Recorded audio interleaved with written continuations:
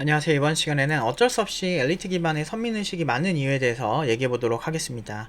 유유상종이라고 해서 기본적으로 사람은 어떤 생각을 가지고 있는지 되게 중요하잖아요. 그런데 주변 사람들과 그런 생각을 공유하는 경우가 굉장히 많습니다. 그래서 제가 이런 유유상종이라는 걸 되게 많이 체감할 기회들이 되게 많았었어요. 그래서 예를 들면 저는 이제 좀 지방대긴 하지. 지방대 경기도 쪽에 있는 지방대를 갔잖아요. 거기 갔을 때랑 또 이제 우리 작은 누나가 전문대 나왔거든. 근데 거기 공부 뒤늦게 못하거든. 근데 거기 갔을 때랑 또 이제 우리나라 이제 서울대 이런 데 있잖아. 이런 데 갔을 때랑 서울대 또 옆에서 내가 살았단 말이야. 그래가지고 그 있어요. 그 대학동이라고 있는데 옛날에 돈 없을 때 그 고시 공부, 그러니까 고시 아직 폐지되기 전에 거기서 살았었거든. 20대 때. 그러니까 아무튼 거기서 이렇게 보면 다릅니다. 분위기가 달라요. 많이 달라요. 뭐 학생들이 다 비슷하겠다 생각하겠지만 나 우리 작은 누나는 그 졸업식 때 갔을 때 조금 양아치도 너무 많더라고.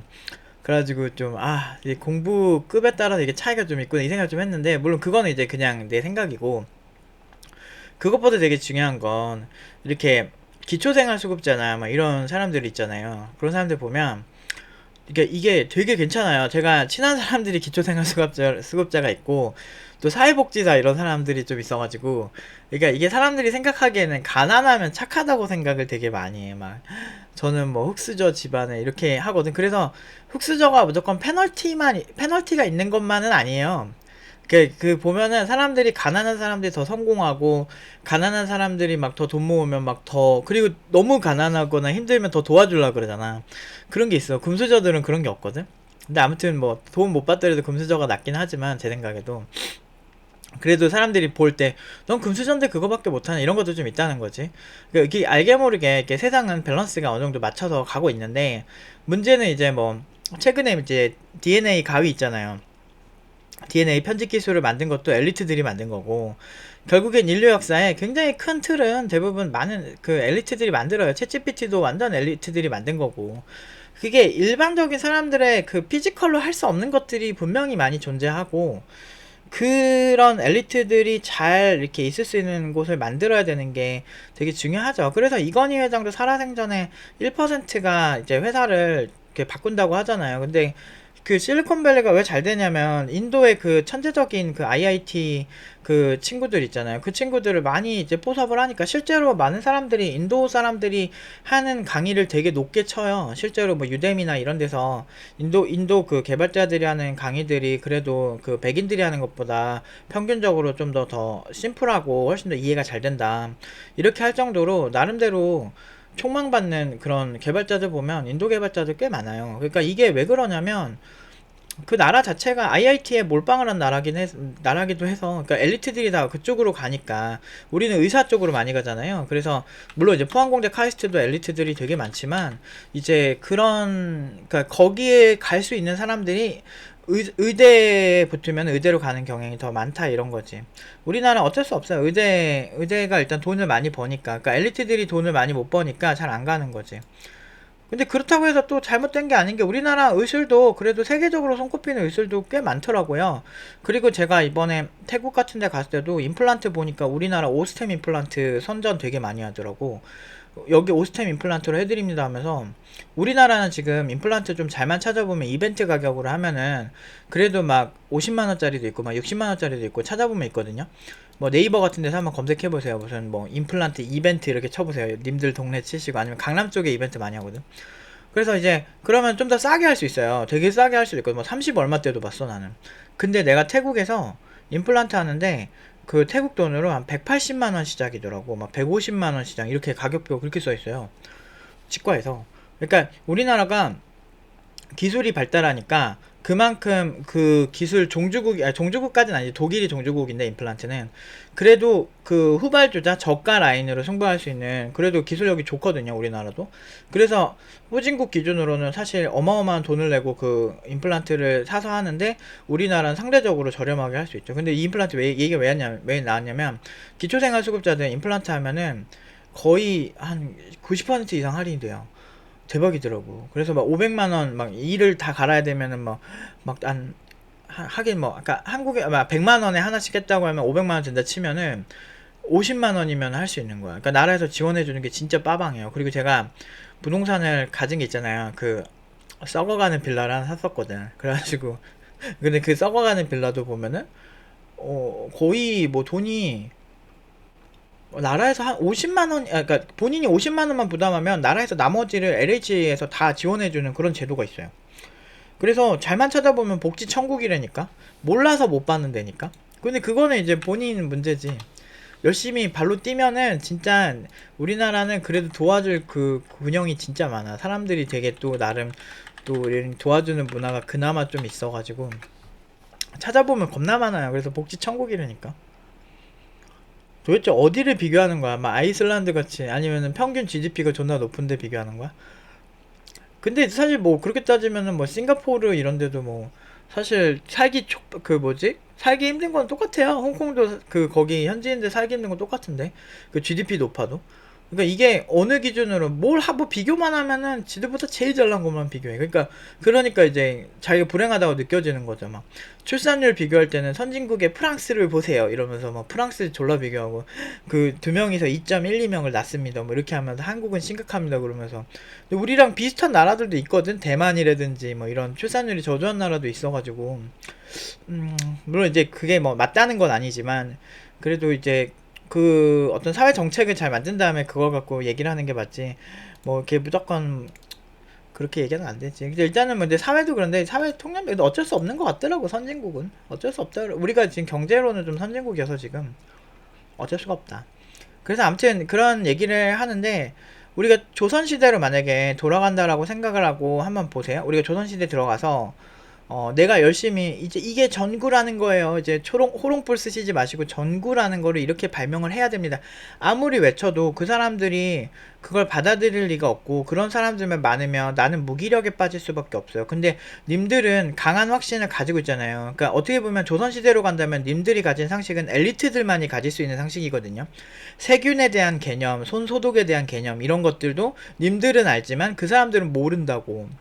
뭐 그런 거 있잖아요. 뭐 한의사 이런 사람들 중에서 막 옛날 동의보감에 나오는 그런 치료법밖에 믿지 않는데 실제로는 물론 이제 동의보감에 나온 치료법에서도 잘 맞는 게 있기는 하지만 그래도 막 공중부양을 한다든지 뭐 이런 것들도 있어가지고 사실 그걸 다 믿을 수는 없거든요. 공중부양하는 법, 뭐 축지법 쓰는 법 이런 것도 있다고 하니까 그러니까 그런 부분 다 믿을 수는 없는데 이제 그래도 어느 정도 검증된 게 있잖아요. 현대의학에서 검증을 한 거잖아. 그거는 그렇기 때문에 이런 건 하셔도 됩니다. 아니다, 우리는 알려줄 수 있잖아. 조선시대로 간다면. 근데 님들이 그러니까 엘리트인 거야. 그런 입장에서 되게 답답하다니까 조선시대로 간다고 생각을 해보면. 그러니까 근데 대부분의 사람들은 그런 게 맞다고 생각하는 거지. 그래서 사실은 엘리트들이나 어느 분야에서 뭔가 빼어나게 뛰어나서 이렇게 막 튀어나오는 사람들이 견딜 수가 없는 경우가 일반적으로 많죠. 그래서 참 안타까워요. 이런 경우에는 정말 손해가 막심하고 그래서 세상의 설계는 엘리트들이 하는 게 보통 더 정답인 경우가 되게 많다라는 거죠. 그래서 엘리트들 보면은 보면은 이제 캄보디아에서 지식인들을 킬링필드 옛날에 그 캄보디아 대학살 있잖아요. 킬링필드 대학살. 그 대학살 사건을 보면은 이게 보면은 모두 평등하게 살겠다고 지식인들이 그러니까 그 보면은 참 열등감으로 사람들을 많이 죽인 거야. 정말 잘나고 공부 잘한 사람들 많이 죽이고 그래가지고 결국에는 캄보디아의 지식인들이 남아나질 않아가지고 결국엔 다 지금처럼 그지같이 사는 거죠. 최빈국이 돼가지고. 그러니까 이게 되게 안타까운 거야. 이게 그래서 이게 우리가 머리를 잘 써야 되는 게 결국엔 우리가 엘리트가 되려고 생각을 해야죠. 아니 저는 빡대가리라 엘리트가 될 수가 없는데요 이런 얘기를 할 수 있는데 제 생각은 좀 다른 게 이게 그 엘리트가 되기 위해서 견뎌야 되는 그런 많은 스트레스가 그냥 싫은 것 같아. 내가 이렇게 나는 학생들을 많이 보는 입장이잖아요. 그러니까 이게 많은 학생들이 정말 나름대로의 시련을 견뎌가면서 각 과제를 단계를 통과를 하거든요. 근데 누가 봐도 이 사람은 졸라 일반인 막 그런 사람들이 있는데 그런 사람들 중에 나가면 어쩔 수 없지만 끝까지 잘 버텨요. 남들보다 시간이 더 걸려요. 근데 그렇게 해서 올라오면 그래도 상향 평준화 돼서 하고 있어요. 크게 문제 없이 업무 처리가 된다니까. 진짜 이상한 짓만 안 하면. 그러니까 보면 대부분 이상한 짓 안 하고 거진 상향 평준화가 돼서 이 사람이 이렇게까지 개발을 잘할 수 있나 싶은 사람이 그 정도 개발을 해요. 절대 처음에 봤을 때 졸라 일반인 이런 느낌이었는데 나중에 시간이 지나면 사고력도 발달하고 그리고 이제 기술을 보는 관점도 달라지고 논문도 처음에는 이게 일반인이 어떻게 봐요 이지를 하다가 나중에는 그 제대로 보는 거예요. 나중에 생각보다 이런 것도 다 검토하고 논문을 검토해 보니까 이런 기술이 이렇게 나왔어요. 근데 막상 보려면 또 보거든. 인간이 자기 발등에 불 떨어져야 뭔가 한다니까. 그래서 엘리트라는 게 결국에는 모두 똑똑한 건 아니거든. 뭐 서울대 친구들이랑 얘기를 해보면 서울대도 진짜 똑똑한 친구들이 있대요. 근데 사실 그렇게 따지면 일반 지방대 컨공에도요 졸라 잘하는 한두 명씩은 있어요. 그러니까 그런 어떤 소수의 사람들은 천재가 있대. 근데 대부분은 이렇게 주입식 공부를 되게 열심히 성실히 한 친구들이 많기 때문에 기억력이 적당히 좋고 그런 거고, 저도 서울대 출신이나 연세대 서울대 이런 친구들 똑같이 코딩 처음부터 한 친구들 많이 가르쳐 보면 그렇게 막 엄청 막 특별한 케이스는 거의 없었어요. 근데 이 친구들이 성실하다는 게 증명이 되고, 그래서 나쁘지 않다지. 압도적으로 잘하는 애는 제가 딱 한 명 봤어요. 고려대인데, 그 친구가 나중에 그러니까 저희랑 한 약속 안 지켜서 나가게 되긴 했는데, 그 친구가 나중에 어떤 기업의 CTO가 됐다고 들었는데, 그러니까 그 친구 사실 거의 졸업 직전에 그렇게 된 거예요. 이렇게 면접 연습 그런 부분에서 문제가 좀 있어가지고. 근데 아무튼 그 친구 같은 경우도, 그 친구는 되게 똑똑했어. 근데 그 친구는 이미 자기네 학과 졸업할 때 수석 졸업했더라고. 그러니까 그 친구는 내가 아까 말한 1% 그런 머리를 쓸 줄 아는 친구죠. 근데 약간 오만한 게 있었어.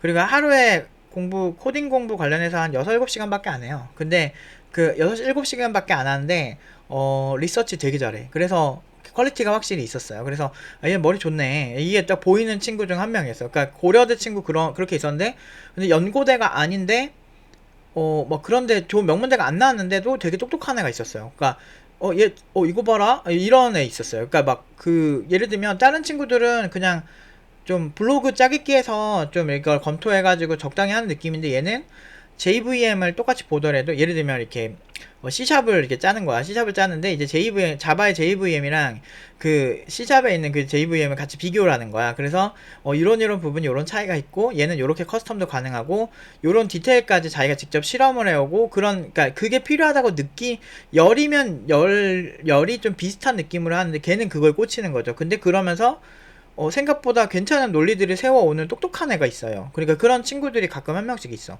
근데 그렇게 타고난 사람들은 되게 인생을 쉽게 사냐 보면은 그러지도 않아요. 막상 그러니까 이게 어느 정도 인간이 절실함이 있으면 가능해요. 그래서 처음부터 내가 되게 바닥이고 내가 좀 빡대가리 같다고 그거 갖고 그렇게 힘들 필요는 없을 것 같아. 나는 그런 친구들 많이 바꿔왔거든.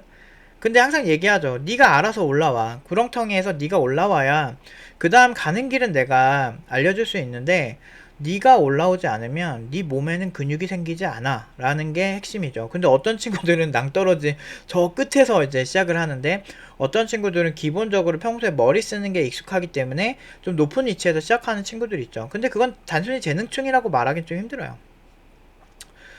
그래서 어쩔 수 없어요. 세상은 엘리트들이 바꾼다. 그래서 엘리트들 위주로 더 밀어주는 게 어쩔 수 없다. 그래서 우리는 슬프지만 이 악물고 버텨서 엘리트가 돼야 된다.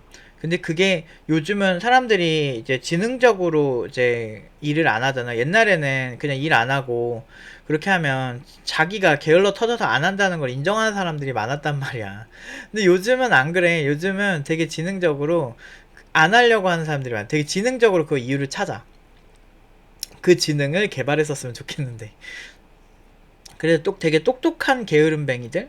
근데 이 게으름이 뭔가 잘하려고 하는 게으름이 아니고 그냥 놀려고 하는 게으름뱅인데, 이거는 딱 일본이랑 똑같아요. 아라포 세대. 지금 40대거든요. 4, 50대.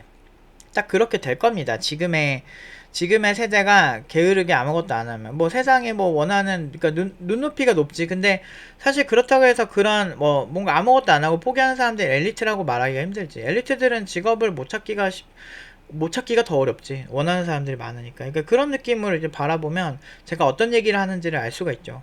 그래서 너무 슬프지만 세상은 엘리트들이 바꾼다. 근데 그 엘리트들이 되는 건 특별한 사람들만 되는 게 아니다. 진짜 아인슈타인이나 뭐 포노이만처럼 중학교 때 읽었던 책을 지금부터 첫 장부터 끝장까지 읽을 수 있을 정도로 그런 미친 기억력을 가지지 않는 이상은 보통은 그런 천재까지는 아닌 그런 천재까지는 필요가 없다. 그래서 필요가 없는 게 아니고 그런 천재가 아니더라도 그래도 웬만한 회사에서 일정 수준 이상은 할 수 있다. 그래도 꽤 괜찮은 퀄리티로 할 수가 있다라는 거죠, 제 얘기는. 할 수 있어요. 근데 그거를 안 된다고 믿으니까 자꾸 안 되는 거죠. 이게 뭐 자기 개발하는 유튜버 같네. 아무튼 근데 되게 중요해서 그래. 근데 나는 그런 거를 저도 20대 때 진짜 막 흑수저로 살고 막 그러면서 모두 다 안 될 거라 생각했는데 그렇게 했는데 그냥 묵묵히 했지. 내가 개발 교육한 지가 이제 20년 차 되니까 묵묵히 하는데 되더라고요. 진짜 안 될 것 같던 그런 게 되더라고. 슈퍼신입 엘리트 개발자가 나오더라고. 물론 이 친구들도 더 많이 성장해야죠. 근데 중요한 거는 꺾이지 않는 마음이랄까? 그 김성모 화백의 어떤 거기서 나왔죠. 근데 그런 것처럼 진짜 꺾이지 않고 내가 그거를 진짜 정신 똑바로 차리고 하는 게 되게 중요해요. 시간은 유한합니다. 근데 너무 쓸데없는 걸로 시간 낭비하지 마시고 여러분들이 하고 싶은 거 위주로 시간 투자하시고 하셔야 돼요.